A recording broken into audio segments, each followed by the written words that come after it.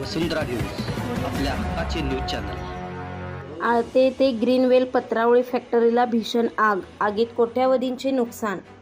हातकणंगले तालुक्यातील आळते रामलिंग रोडवरील ग्रीनवेल पत्रावळी तयार करणाऱ्या फॅक्टरीला आज शनिवार 1 मार्च रोजी दुपारी 12 ते 12:30 वाजता भीषण आग लागली।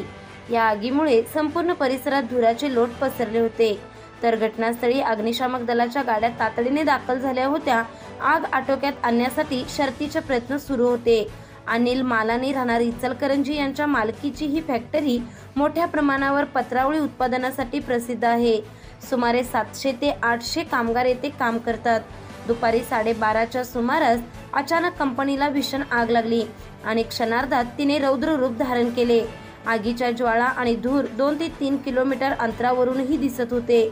घटनास्थळी कोल्हापूर, इचलकरंजी, जयसिंगपूर, घोडावत ग्रुप आणि शरद साखर कारखाना येथील अग्निशामक दलाच्या गाड्या दाखल झाल्या होत्या। मोठ्या प्रमाणात ज्वलनशील साहित्य असल्याने आग नियंत्रणात आणणे कठीण जात होते।